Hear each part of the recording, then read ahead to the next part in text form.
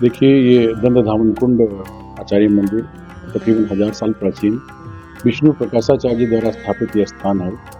और यहाँ पे जो भी पांडुलिपियाँ मिली हैं वो फारसी में है और ये अरबी में है, उर्दू में है, कुछ रोमन में है।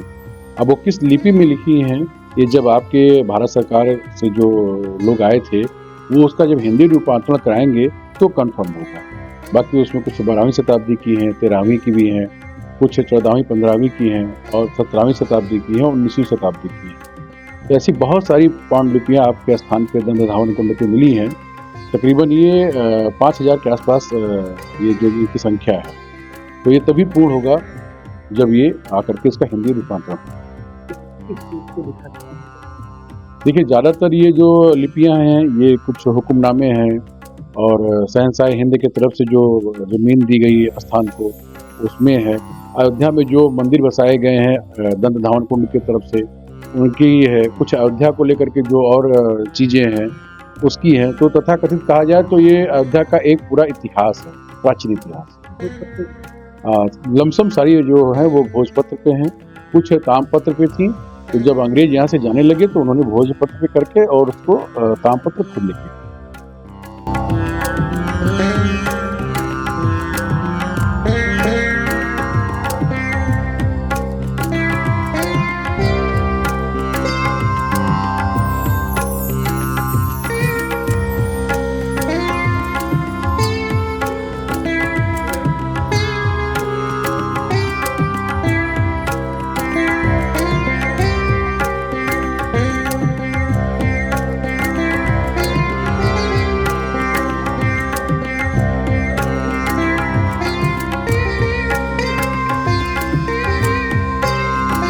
ज्ञान भारतम मिशन भारत सरकार का मिनिस्ट्री ऑफ कल्चर द्वारा संचालित एक सर्वे मिशन है, जिसका बेसिक आधार ये है कि पूरे देश भर से जहाँ जहाँ पे 75 वर्ष से 100 वर्ष से पुरानी पांडुलिपियाँ हैं, हस्तलिखित पांडुलिपियाँ हैं, उनको संरक्षित किया जाए, उनको डिजिटाइज किया जाए और उन्हें आगे आने वाली पीढ़ियों के लिए रखा जा सके।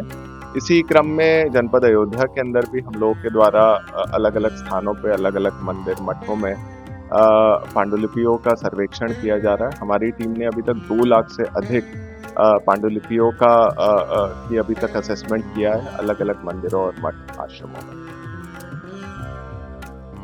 विभिन्न स्थानों पे इस प्रकार की पांडुलिपियां हमें मिली हैं, जैसे लक्ष्मण किला में, रामकथा संग्रहालय में, अंतर्राष्ट्रीय रामायण शोध संस्थान में, गोकुल भवन में और हनुमानगढ़ी में और अन्य स्थानों का भी सर्वेक्षण किया जा रहा है।